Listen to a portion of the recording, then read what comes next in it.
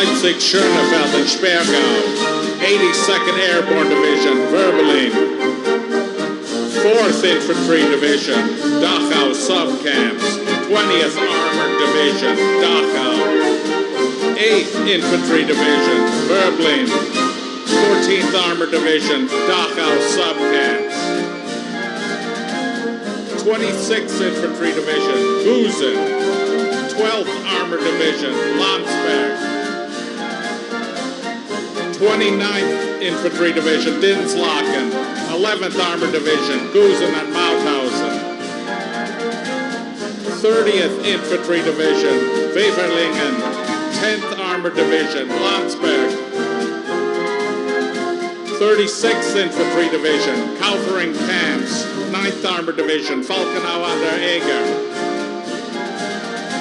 42nd Infantry Division, Dachau. 8th Armored Division, Halberstadt-Zwieberge. 45th Infantry Division, Dachau. 6th Armored Division, Buchenwald. 63rd Infantry Division, Kaufering Camps. 4th Armored Division, Ordrup.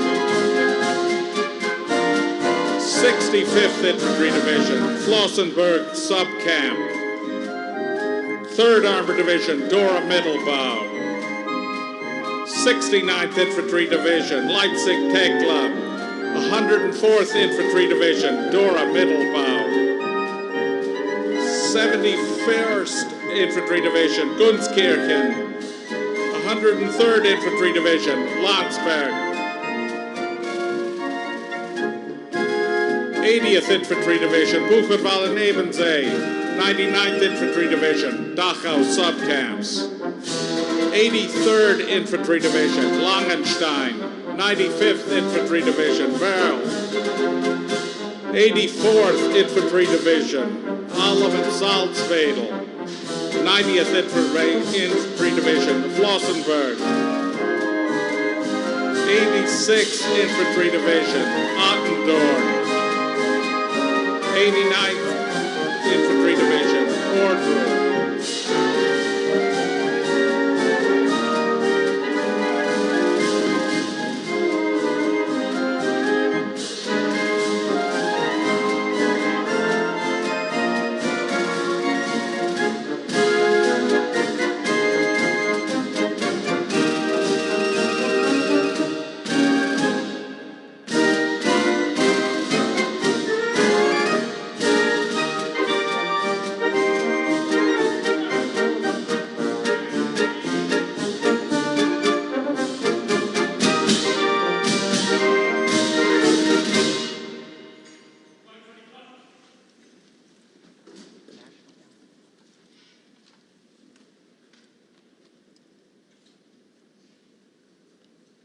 Ladies and gentlemen, please remain standing for the presentation of the national colors and the national anthem.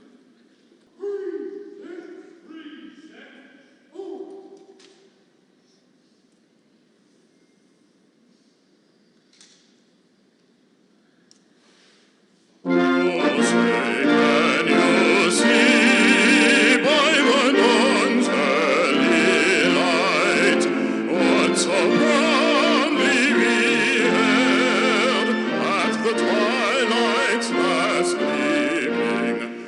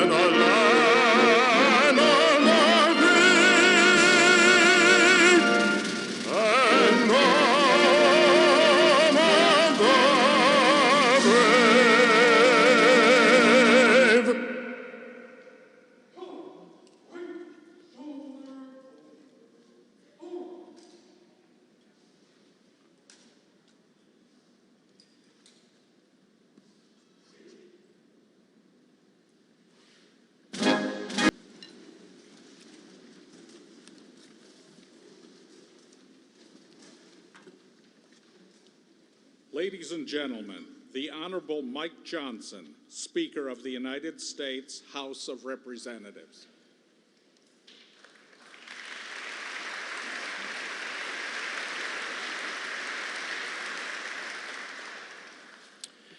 Thank you all so much.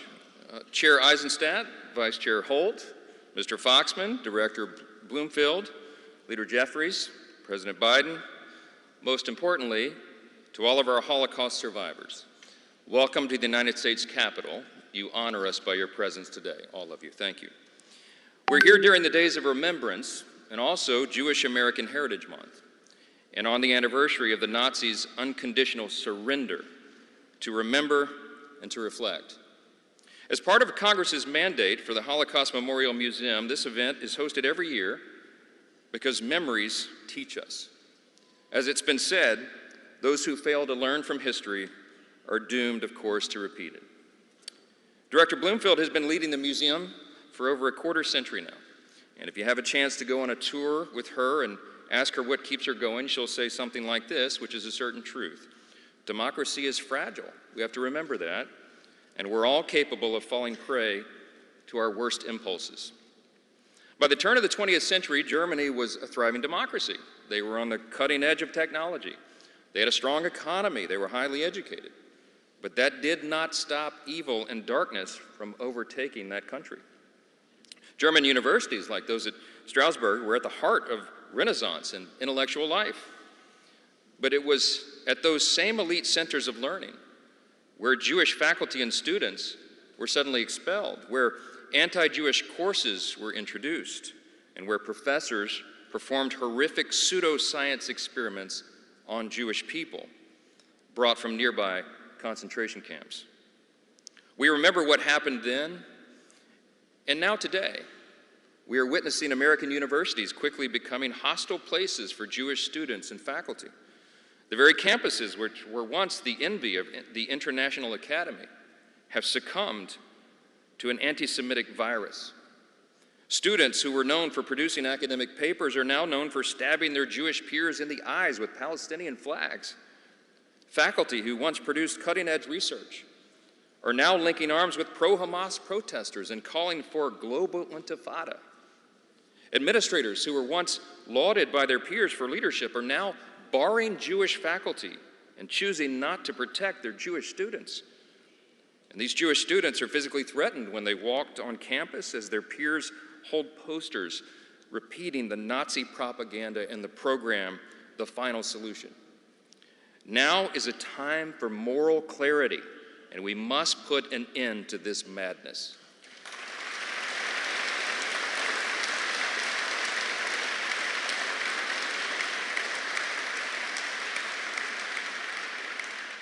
We understand that this rise in anti-Semitism comes just after the worst attack on the Jewish people since the Holocaust, on October 7th.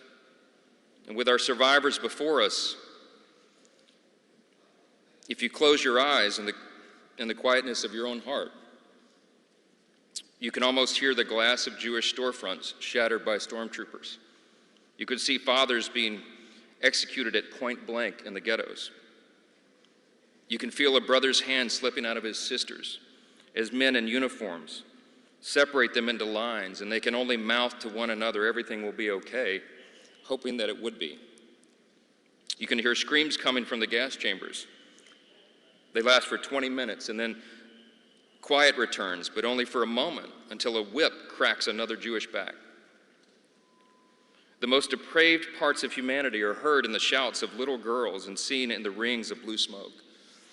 And then you reopen your eyes, hoping the memories of that nightmare will finally go away. But now you're met with new images of young Jewish girls gunned down at a music festival.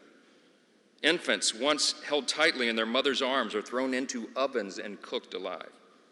Little boys are murdered by men carrying black, red, and green flags. Elderly women are raped, not by men speaking German, but Arabic. The wail of children pierces through nearby gunfire, a cry that only comes from watching a father being slaughtered. And across Israel, bodies are burned beyond recognition. Just as in 1940, this violence was perpetrated by those who hate the Star of David. It is uncomfortable for us to be so graphic, but we must be graphic right now because the threat of repeating the past is so great.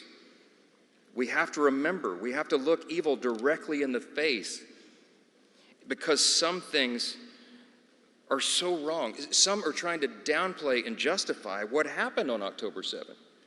Some are even blaming Israel for the barbaric, inhuman attacks. There are some who would prefer to criticize Israel and lecture them on their military tactics. They would rather do that than punish the terrorists who perpetrated these horrific crimes. In Israel's greatest moment of need, when it is quite literally fighting for its existence as a nation, we have to do all that we can, everything within our power, to ensure that evil does not prevail. This is a time for all of us to come together. And it's in these troubling times we must look to this audience, to the survivors of the Holocaust and their descendants, to help us remember and to bear witness. Several weeks ago, I am very proud to report to you that the United States Congress overwhelmingly passed security assistance to Israel to help protect its borders. That's right.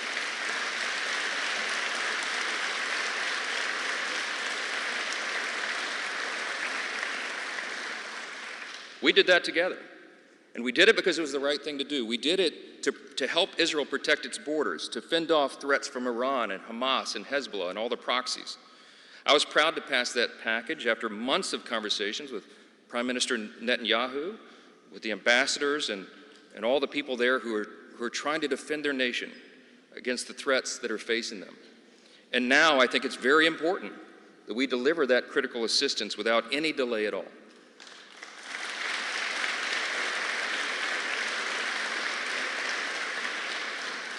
The reason that act was so significant, the reason that our vote was so important is because as a Congress, together, we sent a message. We bore witness to the past and we told the world, Israel and the Jewish people are not alone. And we kept our promise that we made decades ago, never again.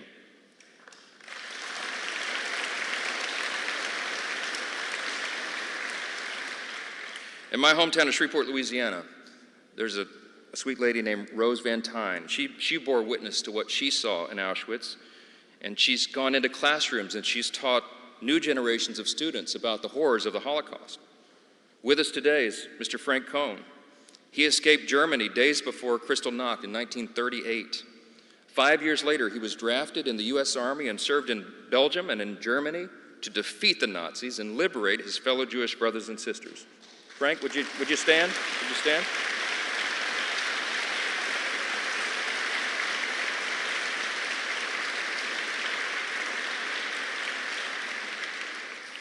Today, we emulate folks like Rose and Frank and all those in this audience who witnessed the great horrors of the 20th century. And we also recommit to the decades-old promise, never again. All of us commit to that, never again. When our government knew what was happening to the Jewish people, when the Axis powers were aligning and invading, we chose to respond only after freedom was lost. Not today. Today, we must act decisively in this moment. And we must teach the next generation. Correct those who deny the facts of the Holocaust or October 7. We must protect our Jewish students, and we must give our full-throated, unequivocal support to the nation of Israel.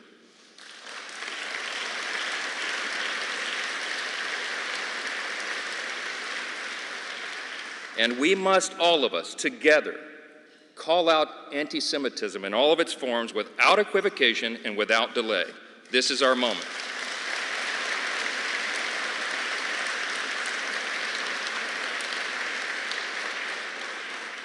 We meet today with the horrific memories of October 7 and with the Holocaust in our mind, knowing that democracy really is so fragile.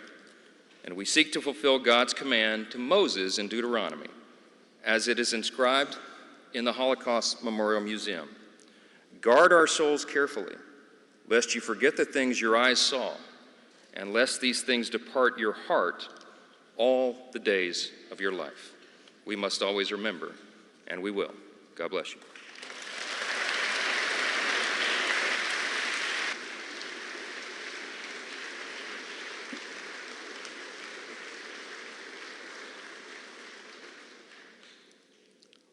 Ladies and gentlemen, the Honorable Hakeem Jeffries, Democratic Leader of the United States House of Representatives.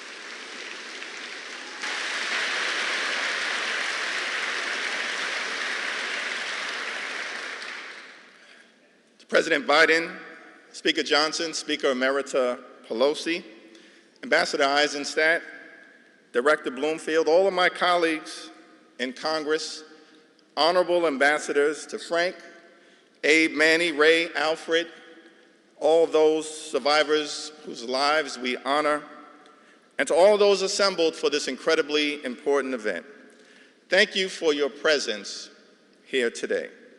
Let me begin by making clear our commitment to doing everything that we can with the positions of authority that we have in the times when it matters the most to ensure that never again unequivocally means never again. More than 40 years ago, Congress established the Days of Remembrance and enshrined into law the moral necessity to gather in commemoration of the 6 million Jews who were brutally murdered during the Shoah. Holocaust survivor, author, and noted humanitarian Elie Wiesel, when accepting his Nobel Peace Prize in 1986, said that action is the only remedy to indifference. And he made clear that indifference is the most insidious danger of all. This is a day for remembrance and action, a day to honor the memory of all those murdered by the evil Nazi regime. It's a day to honor the Holocaust survivors like Eva Cooper from New York City, and so many others who endured and escaped unconscionable atrocities. It's a day to recommit to the struggle against indifference.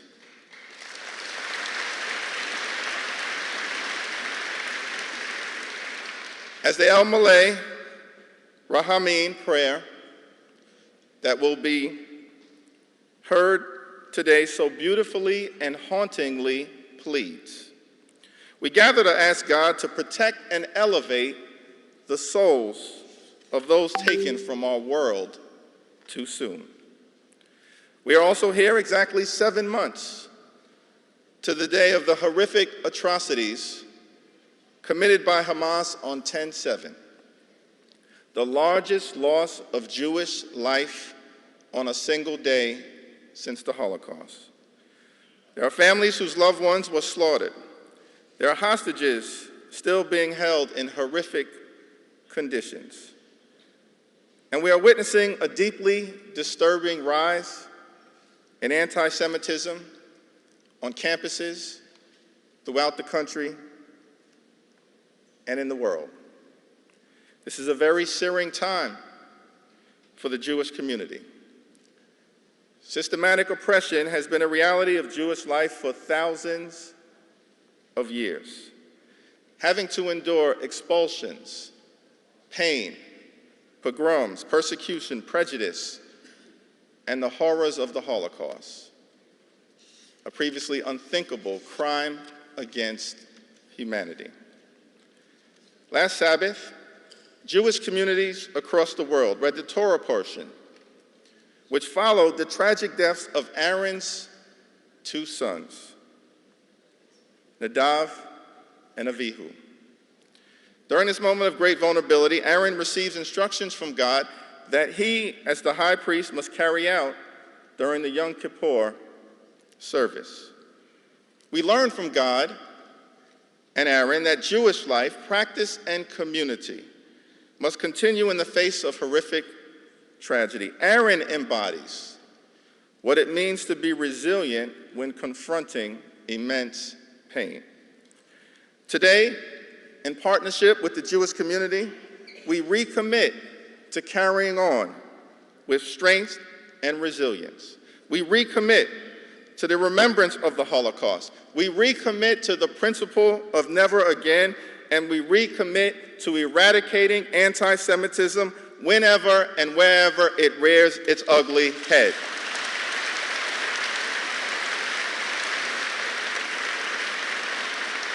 As we lift up the spirit and memory of all who perished during the Holocaust and honor the survivors with us today, let us always place irreversible determination over indifference. The effort to combat anti-Semitism is not a Democratic issue or a Republican issue. It's an American issue.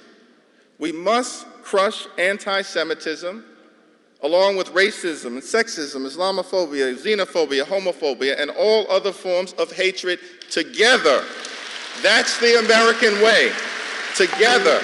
And together, we will defeat anti-Semitism with the fierce urgency of now. That's a moral necessity. God bless each and every one of you. God bless the survivors. May God bless the United States of America.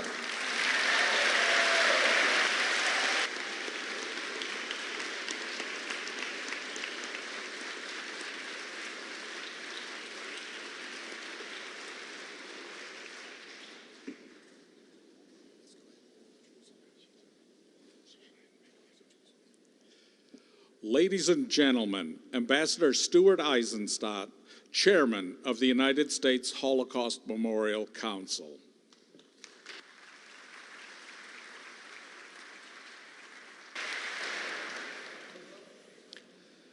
For the Jewish community in our country and around the world, these solemn days of remembrance come at a particularly fraught time. The unimaginable has become a reality before our eyes. What would the 6 million victims of the Holocaust, murdered because of a Nazi racial ideology rooted in historical anti-Semitism, think about its revival in the United States in the 21st century? In the United States, whose brave soldiers defeated Hitler's Nazi regime and, along with our allies, liberated the concentration camps.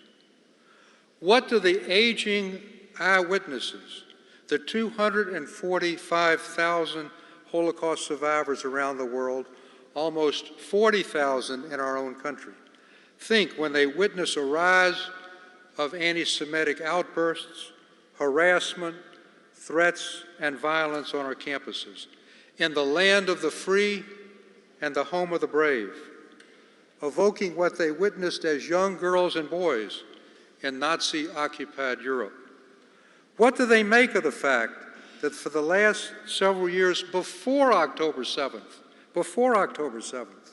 police guards were necessary at synagogues and Jewish day schools and community centers? How do they come to terms with seeing so many young people justify Hamas's brutality, which carried out the greatest single-day loss of Jewish lives in Israel since the Holocaust? How do we best honor the memory of those who died at the hands of the Nazis, 6 million men, women, and children? At the outbreak of World War II, September 1st, 1939, there were 17 million Jews in a world of 1 billion. Now, there are only 15.7 million in a world of 8 billion. But sheer numbers mask the loss and the Holocaust of the flower of Jewish religion, culture, the arts, science, and yes, those eking out a living in small shtetls but preserving their Jewish heritage. We should honor them in the following ways. First, we owe it to the 250,000 Holocaust survivors to do all we can to assure that in their remaining years they live in a dignity denied them in their youth. And yet, despite generous reparations payments by post-war Germany, which I've helped negotiate, those going back to 1952, today 90% of survivors live in or near poverty in the former Soviet Union and Central and Eastern Europe, 35% in the state of Israel, and 30% in our own country, the richest in the history of the world. Joe Biden, when he was vice president, championed a U.S. government program to help survivors. But we all owe it to aging survivors to do more to assure that they are well taken care of.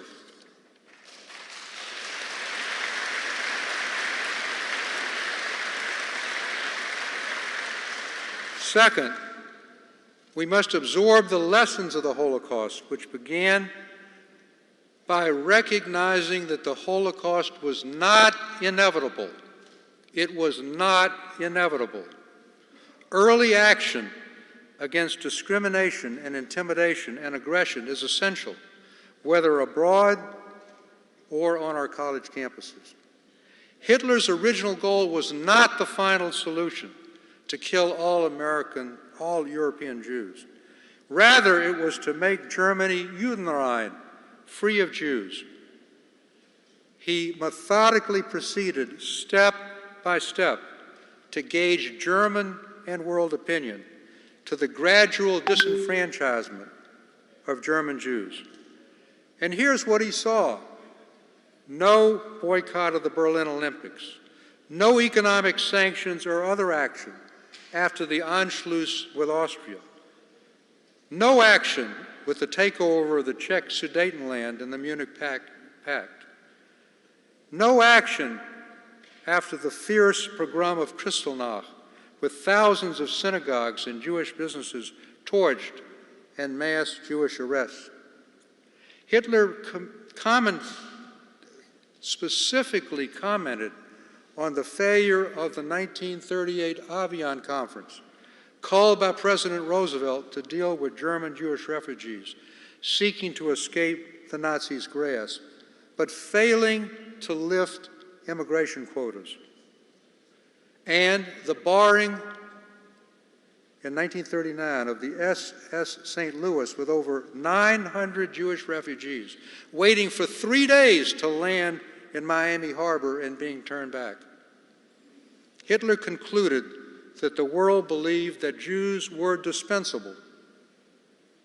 Once World War II began, the Roosevelt administration knew from multiple sources, documented by our Holocaust Museum and other scholars, of the mass murder of the Jews, but failed to take special action to save Jews and other minorities.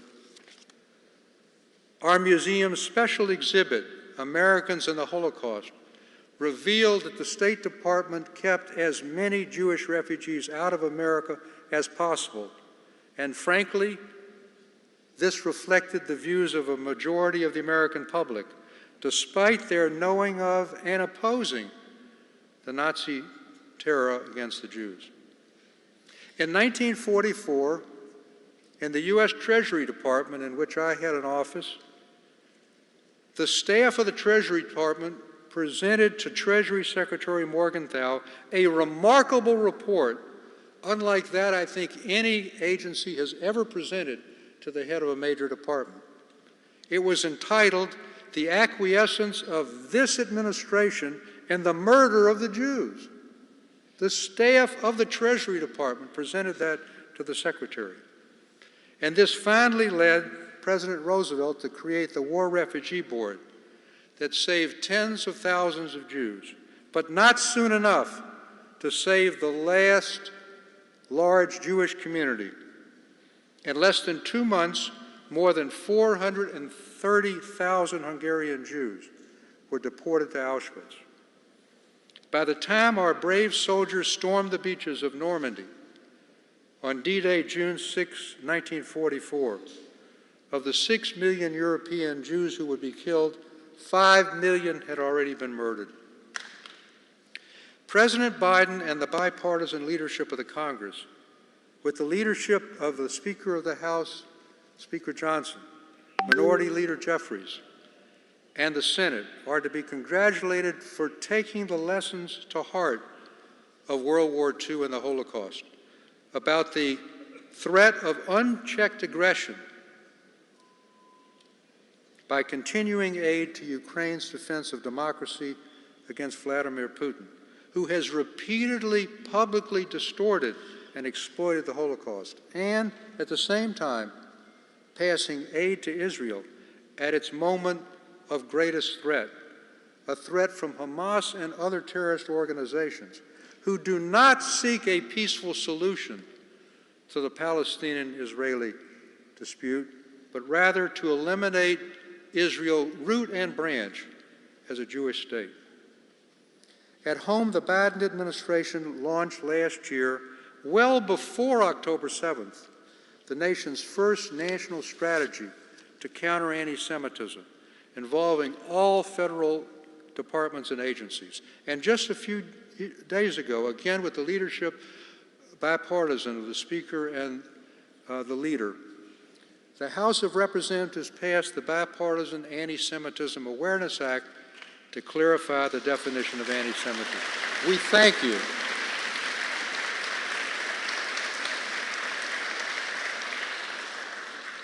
And last, the most lasting way to honor the victims of the Holocaust and today's survivors as eyewitnesses leave us is Holocaust education.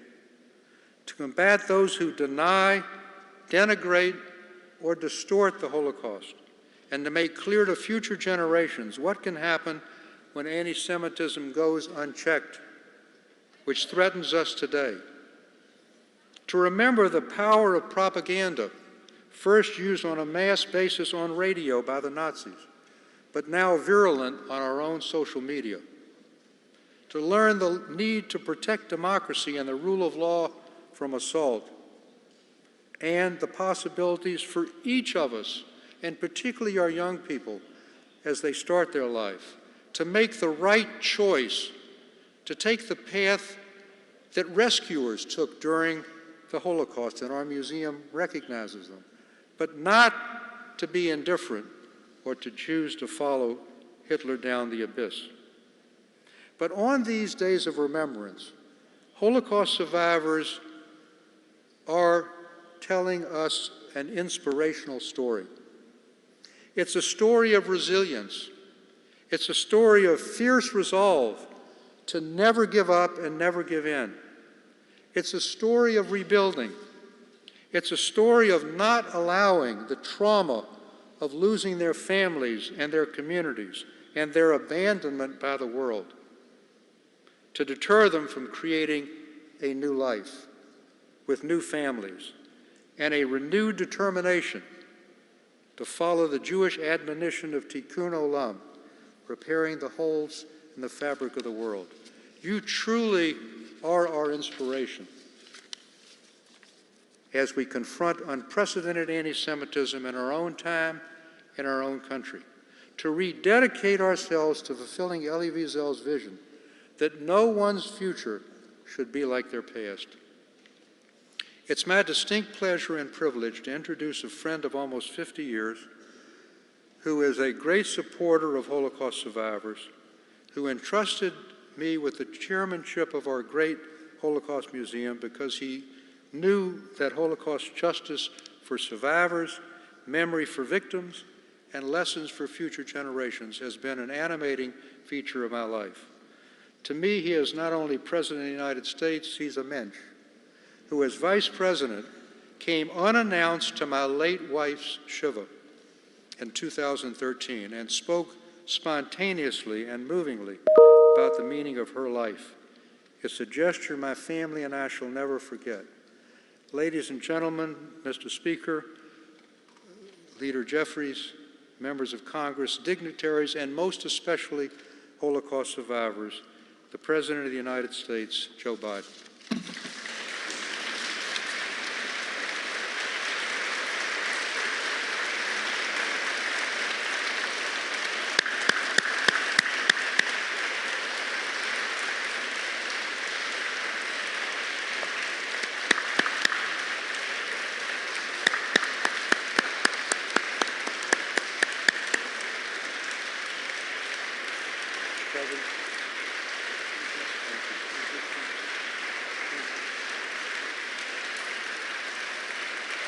Thank you.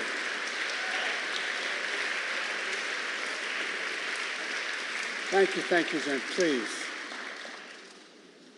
Thank you, Stu Eisenstat, for that introduction, for your leadership in the United States Holocaust Memorial Museum. You're a true scholar and statesman and a dear friend. Speaker Johnson, Leader Jeffries, members of Congress, and especially the survivors of the Holocaust. My mother here, she looked at you and said, God love you all. God love you all. Abe Foxman and all other survivors who embody absolute courage and dignity and grace are here as well. During these sacred days of remembrance, we grieve, we give voice to the 6 million Jews who were systematically targeted and murdered by the Nazis and their collaborators during World War II. We honor the memory of victims, the pain of survivors, the bravery of heroes who stood up to Hitler's unspeakable evil, and we recommit to heading and heeding the lessons that one of the darkest chapters in human history, to revitalize and realize the responsibility of never again. Never again, simply translated for me, means never forget. Never forget. Never forgetting means we must keep telling the story. We must keep teaching the truth. We must keep teaching our children and our grandchildren. And the truth is, we're at risk of people not knowing the truth. That's why growing up, my dad taught me and my siblings about the horrors of the Shoah at our family dinner table. That's why I visited Yad Vashem with my family as a senator, as vice president, and as president. And that's why I took my grandchildren to Dachau so they could see and bear witness to the perils of indifference, the complicity of silence in the face of evil that they knew was happening. Germany, 1933. Hitler and his Nazi party rise to power by rekindling one of the world's oldest forms of prejudice and hate, antisemitism. His rule didn't begin with mass murder. It started slowly across economic, political, social, and cultural life. Propaganda demonizing Jews, boycotts of Jewish businesses, synagogues defaced with swastikas, harassment of Jews in the street and in the schools, anti-Semitic demonstrations, pogroms, organized riots. With the indifference of the world, Hitler knew he could expand his reign of terror by eliminating Jews from Germany, to annihilate Jews across Europe through genocide the Nazis called the final solution. Concentration camps, gas chambers, mass shootings. By the time the war ended, 6 million Jews, 1 out of every 3 Jews in the entire world, were murdered. This ancient hatred of Jews didn't begin with the Holocaust. It didn't end with the Holocaust either, or even after our victory in World War II. This hatred continues to lie deep in the hearts of too many people in the world, and it requires our continued vigilance and outspokenness. That hatred was brought to life on October 7th in 2023. On the sacred Jewish holiday, the terrorist group Hamas unleashed the deadliest day of the Jewish people since the Holocaust.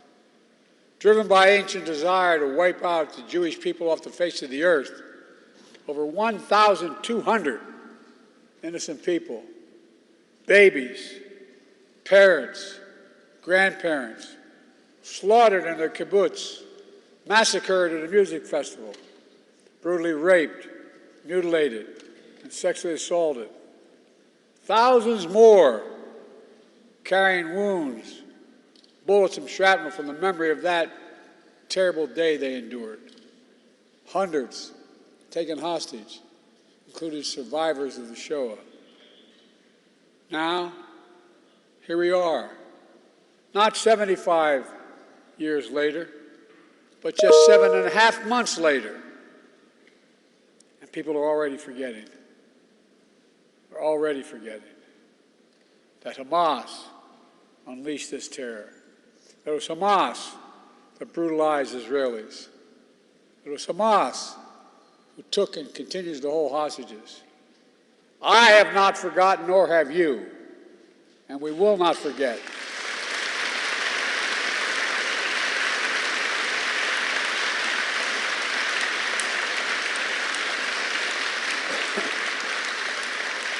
And as Jews around the world still cope with the atrocities and trauma of that day and its aftermath, we've seen a ferocious surge of anti-Semitism in America and around the world. Vicious propaganda on social media. Jews forced to keep their hide, their keepers under baseball hats, tuck their Jewish stars into their shirts. College campuses, Jewish students blocked, harassed, attacked while walking to class. Anti-Semitism, anti-Semitic posters, slogans calling for the annihilation of Israel, the world's only Jewish state. Too many people denying, downplaying, rationalizing, ignoring the horrors of the Holocaust. And October 7th, including Hamas's appalling use of sexual violence to torture and terrorize Jews. It's absolutely despicable, and it must stop. Silence.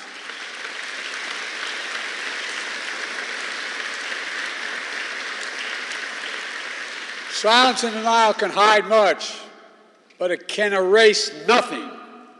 Some injustices are so heinous, so horrific, so grievous, they cannot be buried, no matter how hard people try. In my view, a major lesson of the Holocaust is, as mentioned earlier, was not inevitable. We know hate never goes away, it only hides. And given a little oxygen, it comes out from under the rocks. But we also know what stops hate. One thing, all of us. The late Rabbi Jonathan Sacks described anti-Semitism as a virus that has survived and mutated over time. Together, we cannot continue to let that happen. We have to remember our basic principles as a nation. We have an obligation. We have an obligation to learn the lessons of history so we don't surrender our future to the horrors of the past. We must give hate no safe harbor against anyone. Anyone.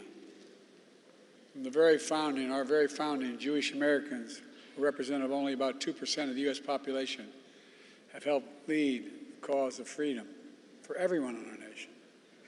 From that experience, we know scapegoating and demonizing any minority is a threat to every minority and the very foundation of our democracy. So in moments like this, we have to put these principles that we're talking about into action. I understand people have strong beliefs and deep convictions about the world. In America, we respect and protect the fundamental right to free speech, to debate and disagree, to protest peacefully and make our voices heard. I understand that's America, but there is no place on any campus in America, any place in America, for anti-Semitism or hate speech or threats of violence of any kind.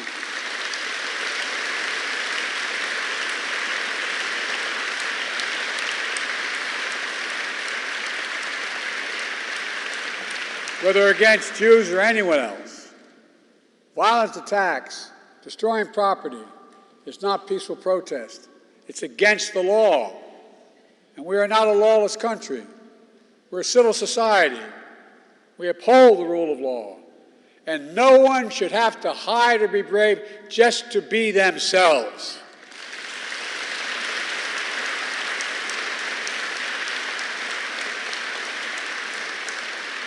To the Jewish community, I want you to know, I see your fear, your hurt, and your pain. Let me reassure you, as your president, you're not alone. You belong. You always have and you always will. And my commitment to the safety of the Jewish people, the security of Israel, and its right to exist as an independent Jewish state is ironclad, even when we disagree.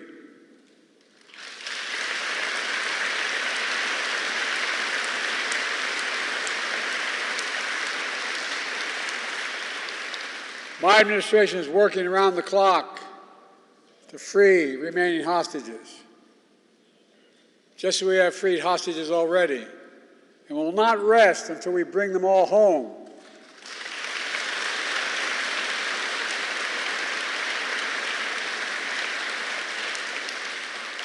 My administration, with our second gentleman's leadership, has launched our nation's first national strategy to counter anti-Semitism that's mobilizing the full force of the federal government to protect Jewish communities.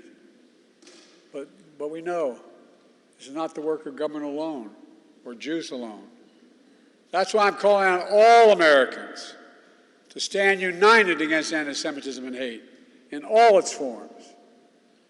My dear friend, and he became a friend, the late Elie Wiesel said, quote, "One person of integrity can make a difference."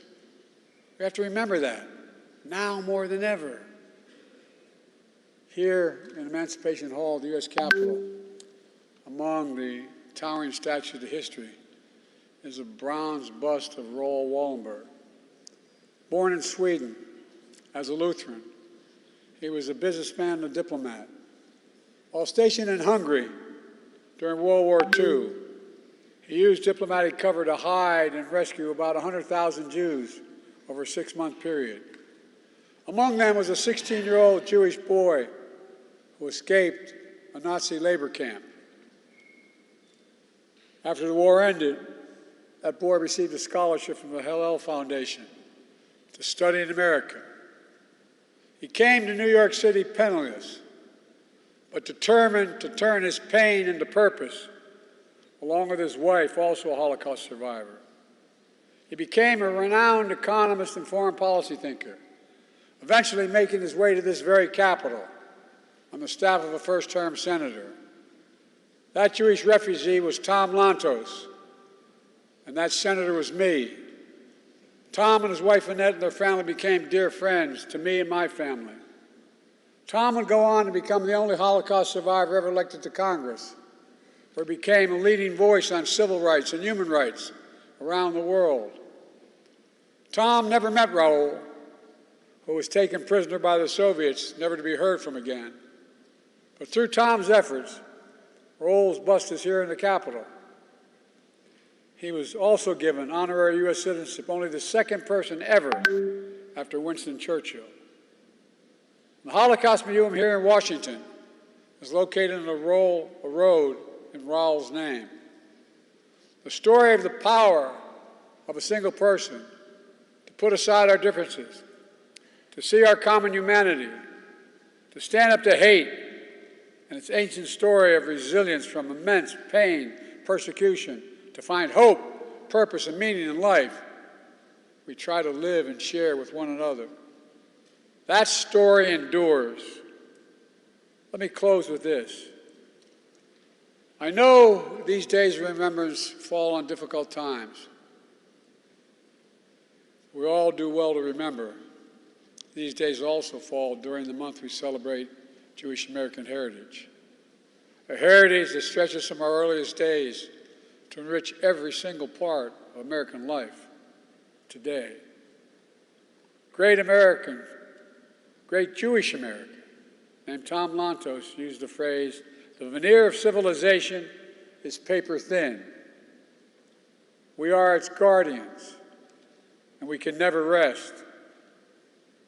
My fellow Americans, we must be those guardians. We must never rest. We must rise against hate, meet across the divide, see our common humanity, and God bless the victims and survivors of Shoah. May the resilient hearts, the courageous spirit, and the eternal flame of faith of the Jewish people forever shine their light on America and around the world. Pray God. Thank you all.